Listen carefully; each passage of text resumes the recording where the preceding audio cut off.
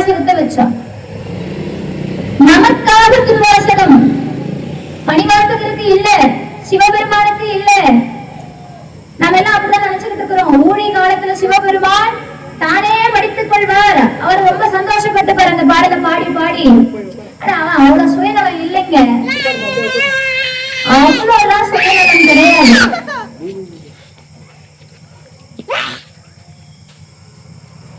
ஆழகால விஷத்தை தான் உண்டு உலக உயிர்களுக்கெல்லாம் அமுதத்தை கொடுத்தவன் திருவாசகத்தை தனக்காக எழுதி வச்சிருப்பானா? நாம் அப்படிதான் காலகாலமா நினைச்சிட்டு வந்துட்டு இருக்கிறோம். நாம எல்லாம் அதை ஏன் நினைக்கிறோம்னா, சிவபெருமான் எங்கேயோ ஆகாயத்துல இருக்கான், நாம பூமியில இருக்கோம். இந்த நினைப்பு நம்ம மனசுல இருக்கிறதாலதான் நாம என்ன நினைக்கிறோம், சிவபெருமான் தனக்காக திருவாசகத்தை எழுதி வாங்கி கொண்டார் அப்படின்னு நினைச்சிட்டு இருக்கிறோம். அவன் எங்க இருக்கான்? அவன் இருக்கிற இடம் எல்லா இடமும், அவன் எல்லா இடங்களிலும் இருக்கிறான். அங்கிங்கனாதவர் எங்கும் நீக்கமர நிறைந்திருக்கக்கூடிய பரம்பொருள் அவன். உனக்குள் இருப்பது சிவம், எனக்குள் இருப்பது சிவம். யாரை எப்போ எங்கே ஆட்கொள்ள வேண்டும் என்று அவனுக்கு தெரியும். நீ இந்த பிறவில இன்னார் இடத்துல இந்த இடத்துல பிறக்கணும்னு அவன் தீர்மானிக்கிறான். எதுக்காக? உன் வினையை கழிக்க போற, அதுக்காக. இன்னைக்கு இத்தனை பேர் அண்ணாமலையார் திருக்கோவில்ல வந்து உட்கார்ந்து அண்ணாமலையார நினைக்கிறதுக்கு ஒரு வாய்ப்பு கிடைச்சிருக்கு. எதுக்காக? உன் வினை அறுபட்டதுன்றத சொல்றான் அவன். இந்த ஊர்ல மொத்தம் எத்தனை பேர் இருப்பாங்கன்னு எனக்கு தெரியாது. என் கணிப்பு சரியா இருந்தா 500 பேர் வச்சுக்கோங்க. 500 பேருக்கு அவன் கொடுக்கல, அத்தனை பேருக்கும் கொடுக்கல. அவன் கொடுக்கறத வாங்கிக்கிற சூழல்ல அவங்க இன்னும் வரல. ஆனா வந்துருவாங்க, எனக்கு அந்த நம்பிக்கை இருக்கு. இத்தனை ஆன்மாக்களை அவன் கூட்டு வச்சு சொல்லிக்கிட்டு இருக்கான். உன் வினையை அறுக்க செய்கிறேன். உன் பிறவி பிணி, பிணினா நோய். நாம நினைச்சுக்கிறோம் உடல்ல வர்றது மட்டும்தான் நோய்ங்க. இந்த பிறவியே பிணி, இந்த பிறவியே பிணி.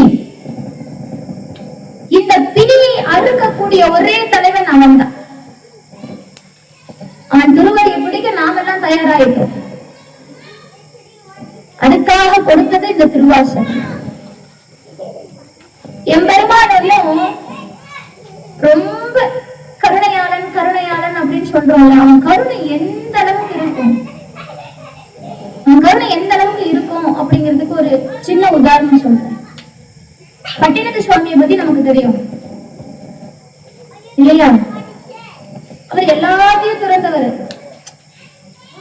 எல்லாரும் சொல்லுவாங்க குபேரனுடைய அவதாரம் அப்படின்னு சொல்லுவாங்க பட்டினத்து சுவாமியை. ஏன்னா வாசல் கதவை வெள்ளியில அமைச்சாரு. அந்த மன்னன் சொல்றான், வெள்ளியில அமைக்க கூடாது, எனக்கு நிகராக ஒருத்தர் இங்க இருக்க கூடாது, வெள்ளியில வாசல் கதவு இருக்கக்கூடாதுன்றான். அடுத்த நாள் அந்த வெள்ளி கதவை எரிக்கிறாங்க. அடுத்த நாள் பட்டினத்து சுவாமிகள் என்ன பண்ணாராமா, தங்கத்துல கதவு வச்சாராம். அப்ப இவரு இருக்கிற செல்வம் எவ்வளவு பெருசுன்னு பாருங்க. குபேரனுக்கு நிகரான செல்வம். சங்க நிதியும் பதும நிதியும் இவர்கிட்டதான் இருந்திருக்குது. அப்பேற்பட்ட பட்டினத்து சுவாமி ஒரே ஒரு வார்த்தையை கேட்டுட்டு எல்லாத்தையும் தூக்கி தொடுத்துட்டு அப்படியே கிளம்பிட்டார். எல்லாம் தூக்கி போட்டார். மனைவி தடுக்கிறா, நிக்கல. உறவுகள் எல்லாம் தடுக்குது, எல்லாரும் தடுக்கிறாங்க, நிக்கல. அவங்க அம்மா தடுக்கிறாங்க. அப்பா நீ போயிட்டீங்கன்னா எனக்கு யாரையா கொல்லி வைப்பா? எனக்கு கொல்லி வைக்கிறதுக்கு நீ மட்டும்தானே இருக்க. சுவாமி சொல்றாரு, அந்த காரியத்தை செய்ய நானே வருவேன், அதுவரை இந்த ஊர் எல்லையை தாண்ட மாட்டேன். அந்த இடத்துலதான் இருக்கிறார் பட்டினத்து சுவாமி. இப்ப அம்மா, பட்டினத்து சுவாமியுடைய அம்மா வாழ்ந்து இறைவனடி சேர்க்கிறார். அந்த செய்தி தெரியுது பட்டினத்து சுவாமிக்கு. எல்லாத்தையும் திறந்து வரல. ஏன்? தனக்கு கிடைத்த அருளை கூட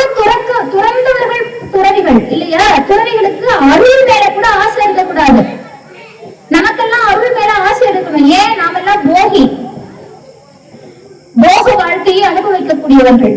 அப்ப இந்த போக வாழ்க்கையில இருந்து அருள் கிடைக்கிறதுக்கு ஆசைப்படணும். ஆனா துறவிகள் அருளுக்கு கூட ஆசைப்படக்கூடாதாம். ஏன்? துறவியா இருக்கிறதுக்கு என்ன தகுதி அப்படின்னா சமுதாயத்திற்காக வாழ வேண்டுமா. நாம எல்லாம் நினைச்சுக்கிறோம் துறவின்னா ஏதோ துறந்து எல்லாத்தையும் துறந்துட்டு எதுவுமே வேணாலும் போயிருந்தா துறவி. எல்லாத்தையும் துறந்து எல்லாருக்காகவும் வாழ்றது. எல்லாத்தையும் துறந்து எல்லாருக்காகவும் வாழ்றது துறவி. அந்த செயலை யார் செய்கிறார்களோ அவர்கள் துறவிகள். நான் எல்லாத்தையும் துறந்துட்டேன், ஆனால் அடியார் பெருமக்கள் ஓய்வு பெற வேண்டும், இந்த சமுதாயம் சீர்பெற வேண்டும், இந்த சமுதாயத்திற்கு நான் ஏதாவது செய்யணும் அப்படின்னு நினைக்கிறவங்க துறவிகள். ஆனால் அதன் மூலமாக வரக்கூடிய அருளுக்கு ஆசைப்படக்கூடாது இல்லையா? அப்படிப்பட்ட துறவிகள். இவர் அப்படி இருந்தார். பட்டினத்து சுவாமிக்கு தனக்கு கிடைக்கக்கூடிய அருள் மேல கூட ஆசை இல்லை, அதையும் அறுக்கிறாரு. படிப்படியா படிப்படியா தன்னுடைய எல்லா சுகத்தையும் அறுக்கிறாரு. எல்லாத்தையும் துறந்தவருக்கு தாய் பாசத்தை துறக்க முடியல. தாய் இறந்துட்டா, இறைவனை சேர்த்துட்டா. பட்டினத்து சுவாமிகளுக்கு இந்த செய்தி கேக்குது, தெரியுது. தன்னை மார் மேலும் தோல் மேலும் கட்டிலும் வட்டிலும் இட்டு தாளாட்டி சீராட்டி வளர்த்த தாயை பார்க்க ஓடி வர 12 திங்களாய் அங்கமெல்லாம் கொண்டு பெற்று இரு கடற்களிலும் ஏந்தி கனக முனை தந்த தாய்க்கு அந்த தாயினை இனி எப்பிறப்பில் காண்பேனோ. 10 மாசம் சுமந்து பெற்றவர், 2 கரத்துல தூக்கி வளர்த்தவர், தன் ரத்தத்தை எல்லாம் பாலாக்கி தாய்ப்பாலாக தன் பிள்ளைக்கு கொடுத்தவர், அவளை இன்னைக்கு இழந்த, அவளை இனி எந்த பிறவில நான் பார்ப்பேன்ற பட்டினத்து சுவாமி. இது என்னது? தாய் பாசம். இதைத்தான் ஆதிசங்கரரும் செஞ்சார். ஆதிசங்கரர் சிறு வயதிலேயே துறவியா போகணும்னு ஆசை. அவருக்கு துறவரம் போகணும்னு ஆசை. ஒரே பிள்ளை அம்மாவுக்கு. எந்த அம்மாவாவது ஏத்துப்பாளா? அம்மாக்கு அதுல உடன்பாடு இல்லைன்னு ஆதிசங்கரருக்கு தெரியும். இதுல ஒரு திருவிளையாடல் நடக்குது. ஒரு சமயம் ஆதிசங்கரர் முதல்ல கவுது. இதெல்லாம் எம்பெருமான் திருவிளையாடல். அம்மா பதற, ஆதிசங்கருடைய தாய் பதறா. எப்படி காப்பாத்துறதுன்னு தெரியல. ஆதிசங்கரர் சொல்றாரு, அம்மா என்ன சிவனுக்கு தத்து கொடுத்துட்டேன், சிவனுக்கு தத்து கொடுத்துட்டேன், சிவனுக்கு தத்து கொடுத்துட்டேன்னு சொல்லுமா. முதல்ல என்னை விட்டு போயிடும். அந்த அம்மாவுக்கு என்ன புரியல, என் பிள்ளை வரணும். அப்ப என்ன பண்ற அந்த அம்மா? அப்படியா சாமி, தத்து கொடுத்துட்டேன் தத்து கொடுத்துட்டேன் தத்து கொடுத்துட்டேன் 3 முறை சொல்லிட்டா. எல்லா துறவிகளுக்கும் தாய் இதை சொல்லணுமா? முதல் விட்டு போயிடுச்சு. சான்றோர்கள் சொல்வதுண்டு, வந்து ஆதிசங்கரரை கவ்விய முதலை சிவபெருமான்னு சொல்லுவாங்க. இப்போ வந்தார் ஆதிசங்கரர், வந்தார் அம்மா கிட்ட சொல்றாரு, அம்மா நான் துறவரம் போகணும். சாமி நீ எனக்கு ஒரு பிள்ளையப்பா, நீ இல்லைன்னா நான் என்ன பண்ணுவேன்? அம்மா நீ இப்பதானே சுவாமிக்கு என்ன தத்து கொடுத்துட்ட, சிவனுக்கு தத்து கொடுத்துட்டேன்னு 3 முறை சொல்லிட்டியே, இப்ப நான் சிவ பிள்ளை. அப்ப நீயும் இல்லைன்னா நான் என்ன பண்ணுவேன்? எனக்கு நீ யாரு இருக்கா? ஆதிசங்கரன் சொல்றாரா, சாமி இந்த இடத்துல நம்ம எல்லாரையும் ஒரு விஷயத்த கவனிக்கணும். ஆதிசங்கரன் சொல்றாரு அம்மாவுக்கு, யாருமே இல்லைன்னு நினைச்சு வருத்தப்படாதம்மா, அது வரம், அது வரம். ஏன்னா அந்த நேரத்துலதான் நம்மால இறைவனை பார்க்க முடியும், இறைவனை சிந்திக்க முடியும், இறைவனை பத்தி பேச முடியும், இறைவனை பாட முடியும், அவன் அருளுக்கு ஏங்க முடியும். உற்றார் உறவினர்கள் சுற்றத்தார் நம்மை சூழ இருக்கும் போது எப்படிங்க இறை நினைப்பு வரும்? அவங்களை எல்லாம் வச்சுக்கிட்டு நம்ம அந்த போக வாழ்க்கையில தான் வாழ முடியும். அதுக்காக அதெல்லாம் இருக்கக்கூடாதுன்னு நான் சொல்ல வரல. ஆதிசங்கரர் தன்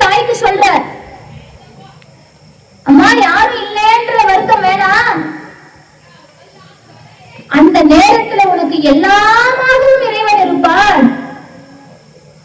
அந்த ஆதிசங்கருடைய தாயார் இறைவன் அடியில் சேரும் போது ஆதிசங்கரர் வடமொழியில எழுதின அந்த பாடலை தான் பட்டினத்து சுவாமி 10 பாடலாக தன்னுடைய தாய்க்கு எழுதியது.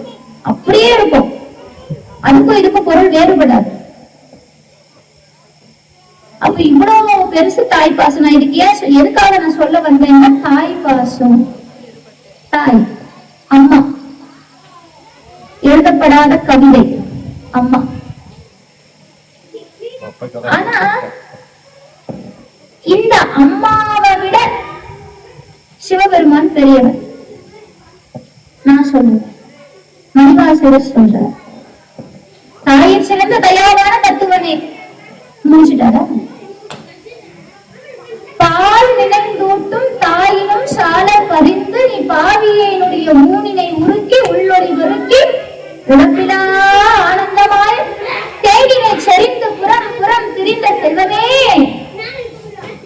சிவபெருமானே, யாருனை தொடர்ந்து சிக்கென பிடித்தேன் எங்களும் தருளுவதே. பால் நினைந்தூட்டும் தாயினும் சால பறிந்து.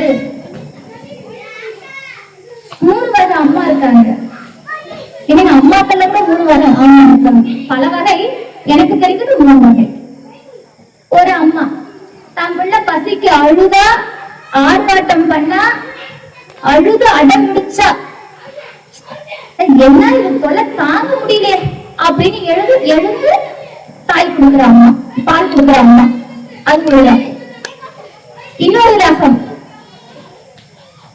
ரகம் உண்டு. குழந்தைக்கு அழ ஆரம்பிச்ச உடனே பால் கொடுத்துருவான். அந்த சலிக்காம திட்டாம குழந்தை அழுதா பால் கொடுத்துடலாம். அது 2வது ரகம். 3வது ஒண்ணு இருக்கு, அதுதான் 1வது. அது என்னன்னா, இவ எங்கேயோ இருப்பா, அம்மா எங்கேயோ இருப்பா, குழந்தை தொட்டில தூங்கிட்டு இருக்கும். அம்மா சமைக்கிறாளோ இல்ல என்ன வேலை செய்யறாளோ, துவைக்கிறாளோ இல்ல ஏதோ இடத்துல இருக்கா, என்னவோ பண்ணிக்கிட்டு இருக்கிறா. குழந்தை தொட்டில தூங்கிட்டு இருக்குது. அந்த குழந்தைக்கு பசி எடுத்துருச்சான். குழந்தை அழல, குழந்தை சொல்லல. குழந்தைக்கு பசி எடுக்க போகுது, பசி எடுக்குது. அம்மாவுக்கு தெரியுது. எப்படி? அம்மாவுக்கு பால் சுரக்குது. இது 3வது ரகம். இதுதான் தாயினுடைய முதல் பகுதி, முதல் குணம். அழுது ஆர்ப்பாட்டம் பண்ணி கொடுக்கறது, திட்டிட்டே கொடுக்கறது வேற, அழுதா கொடுக்கறது வேற. அந்த குழந்தை அழவும் இல்ல, கேட்கவும் இல்ல. ஆனா அந்த குழந்தைக்கு பசிக்குது, இவ எங்கேயோ இருக்கா, பால் சுரக்குது. அந்த மனம் எந்த தாய்க்கு இருக்கும் இல்லையா? அப்ப அவ எப்பேற்பட்டவளா இருப்பா? தன் பிள்ளை மேல எவ்வளவு ஆசை வச்சிருப்பா. தன் பிள்ளைய எந்த அளவுக்கு அவ தன் பிள்ளை மேல அன்பு வச்சிருப்பா. கனவிலும் நனவிலும் அந்த குழந்தைய தானே அவன் நினைச்சிட்டு இருந்திருப்பான். அதனாலதானே கண்ணு அறியாம பால் சுரக்குது. அந்த தாயை விட சிவபெருமான் பெரியவனா?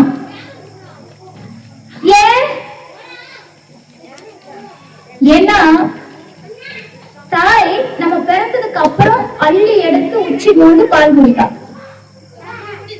இறைவன் இருக்கிறான் பாருங்க, அவன் கருணை என்னன்னு சொல்றதுங்க. நம்ம மேல அவனுக்கு எவ்வளவு கருணை தெரியுமா? தாய் வயசுல நம்ம எத்தனை மாசம் இருப்போம்? 10 மாசம். ஆனா ஏன் நம்மளுக்கு 12 மாசம் கழிச்சு பிறந்தநாள் கொண்டாடுறோம்? 2 திங்கள் தந்தையிடத்தில் இருக்கும் அந்த ஜீவன். 2 திங்கள் தந்தையிடத்தில் இருக்கும். 2 மாசம் தந்தைகிட்ட குழந்தை, 2 மாசம் தந்தை கிட்ட, 10 மாசம் அம்மா கிட்ட,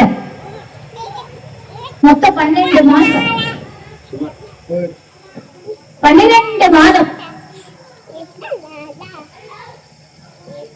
இந்த 12 மாதமும் அந்த வீரை யார்கிட்ட காப்பாத்தனா?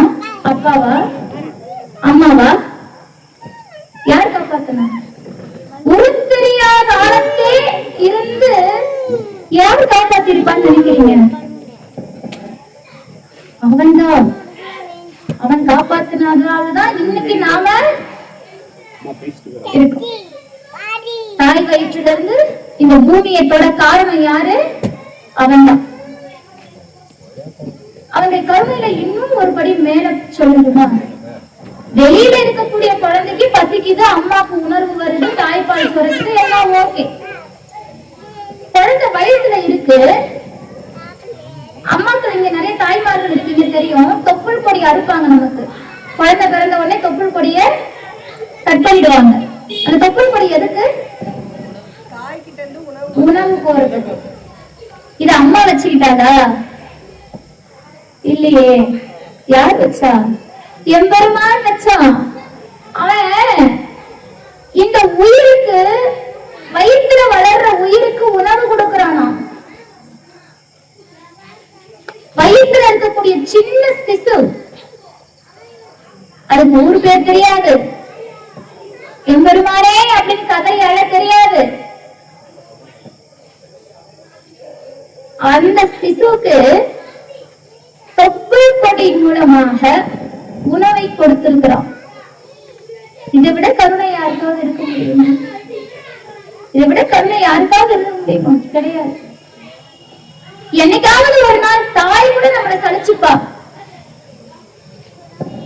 ஆனா அவன் சலிச்சுட்டதே இல்லை. எத்தனை பிறவி எடுத்து வந்தாலும் நம்மளை சலிக்காம பாத்துக்கிட்டு இருக்கானே. நாம தான் நினைக்கிறோம் இந்த அண்ணாமலையார் திருக்கோவில நாம இன்னைக்கு வந்து உட்காரோம்னு நினைக்கிறோம்.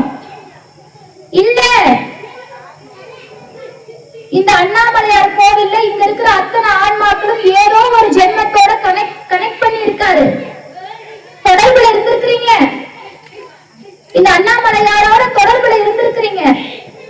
இந்த அண்ணாமலையார நித்தமும் பூஜை பண்ணிருக்கீங்க. என் கணிப்பு சரியாக இருக்குமே ஆனால் 1000 ஆண்டுகளுக்கு முற்பட்ட கோவில் இந்த திருக்கோவில். அப்பேற்பட்ட தளத்துல இன்னைக்கு இத்தனை பேர் வந்து உட்கார்ந்து அழறுமே, அண்ணாமலையாரே அப்படின்னு அழுகுறவே. ஏன் இன்னைக்கு கிடைச்சதா இந்த வாய்ப்பு? இல்ல, எத்தனையோ பிறவிகள் ஏதோ ஒரு பிறவியில இவனை கட்டி பிடிச்சு அழுதுருக்கிறோம், இன்னைக்கு வந்திருக்கிறோம் இல்லையா?